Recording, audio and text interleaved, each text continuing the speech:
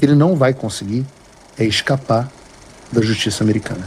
Em uma das múltiplas violações de devido processo legal e jurisdição, que tornaram práticas comuns do Alexandre de Moraes, ele abriu um outro flanco, que foi o flanco da infração de direitos de empresas americanas.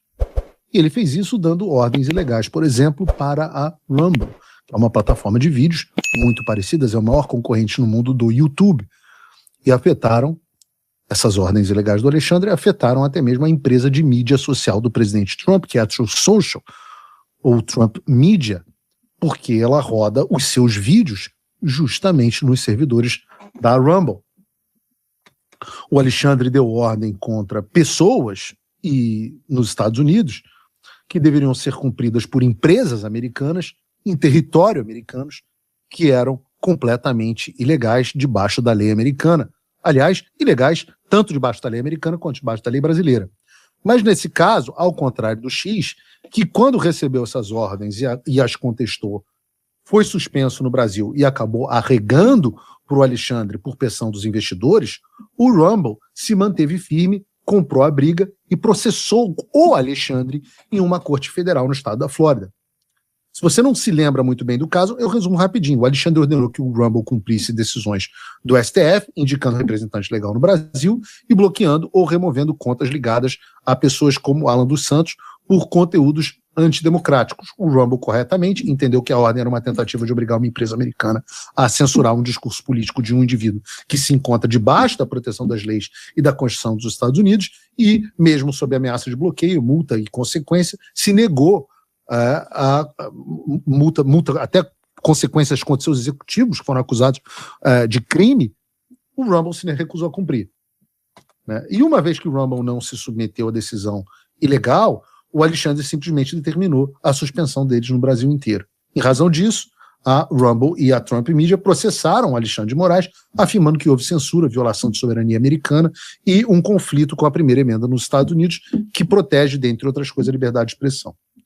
Os Estados Unidos seguiram um trâmite legal para citação, ao contrário do Alexandre, seguiram um trâmite legal para citação e a justiça americana enviou uma carta rogatória ao STJ nos termos do acordo bilateral entre o Brasil e os Estados Unidos.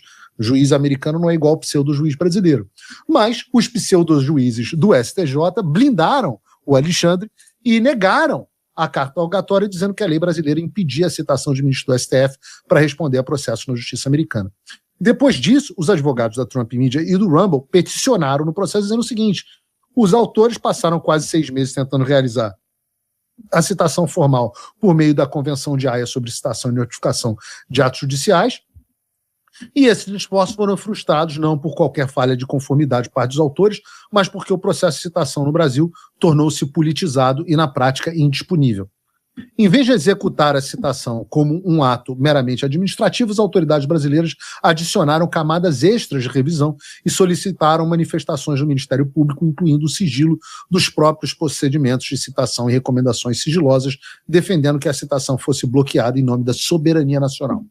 Como resultado, não existe perspectiva razoável de que a citação seja concluída pelos meios convencionais dentro de um prazo minimamente útil. Diante disso, os advogados, então, do Rumble e da Trump Media pediram que o Alexandre de Moraes fosse citado por meios alternativos e a justiça americana autorizou que a citação fosse feita por e-mail. O Alexandre até achou que o STJ ia ajudar ele a se safar com a citação, mas não deu certo.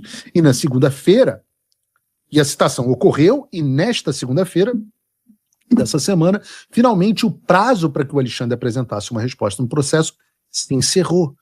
Ele não compareceu, não pediu prorrogação de prazo e agora pode ser julgado à revelia, algo que ele tanto gosta de fazer com os outros, algo que ele tenta fazer com o Talhaferro na Itália, que ele fez com o Eduardo Bolsonaro, que ele tenta fazer comigo. Dessa vez, parece que hoje o dia é da caça e não do caçador. Mas, diferente do processo dos Supremos, aqui, pelo menos nos Estados Unidos, o devido processo legal, aquilo que eu estava falando no início do programa, é seguido à risca. A preocupação a respeito disso é tão grande que ontem a Advocacia Geral da União solicitou na Justiça Americana a suspensão da ação contra ele. O argumento é que todas as ações do Alexandre foram tomadas no exercício da função de ministro do STF e que, por isso, não poderiam ser analisadas por um tribunal americano. Mas quando você mexe com americanos nos Estados Unidos, esse argumento não vai colar. Vale lembrar também que a invasão de jurisdição praticada pelo Alexandre e essas ações contra as empresas de mídias sociais são citadas explicitamente como fundamento para a imposição de tarifas contra o Brasil, tanto pela declaração da IPA emergencial no ano passado, que foi suspendida por ordem da Suprema Corte, mas permaneceu em vigor, quanto pela seção 301, a famigerada seção 301. Justamente porque censuraram não somente empresas e pessoas no Brasil, mas também empresas e pessoas em território americano. Então, não deixa de ser curioso, a gente vê o que a gente viu no bloco anterior, o Alexandre querendo atribuir a mim e ao Eduardo as tarifas, enquanto os Estados Unidos citam os casos dele para falar sobre as tarifas, tanto as decretadas pela IPA no ano passado, quanto pela seção 301 propostas neste mês. Quem diria, né, Alexandre? Quem diria que violar direitos de americanos daria problema? E não, nós achamos que a tarifa é o pior dos remédios. E boa parte da nossa atuação, e foi assim com o caso da Magnitsky, é para impedir que governos americanos usem esse mecanismo, porque eles acham que estão punindo o Alexandre e acabam punindo o povo brasileiro e punindo eleitoralmente, em certa medida, o próprio Eduardo Bolsonaro, ou o próprio Flávio Bolsonaro, perdão. E até o Eduardo, se o Eduardo fosse candidato. Agora, o Alexandre faz a cagada, e aí Eduardo e eu temos que lutar para que as tarifas não sejam impostas, junto com o Flávio.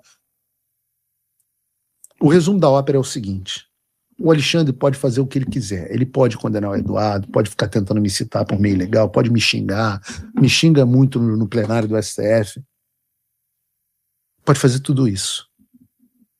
O que ele não vai conseguir é escapar da justiça americana. Porque é o que eu disse ontem. Quando o Alexandre sai do campinho dele no Xandaquistão, ele não toma nem de 7-1, ele toma de 7-0. E é por isso que ele odeia tanto o Alexandre, ou odeia tanto o Eduardo. É por isso que ele me odeia. Porque ele sabe que cada oportunidade que nós tivermos de infernizar a vida dele, nós vamos continuar infernizando. O que está acontecendo no Brasil não é só disputa política, é o cidadão comum contra a estrutura organizada.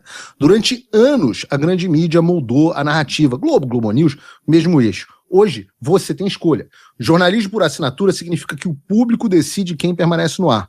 Como apoiador, por menos do que um lanche do McDonald's por mês, você sustenta esse modelo e ainda recebe conteúdo exclusivo. Ou pode se tornar meu patrono Gold e fazer ainda mais. O QR Code está na tela, o link está na descrição. Ou você financia o que acredita ou aceita o que o sistema decide.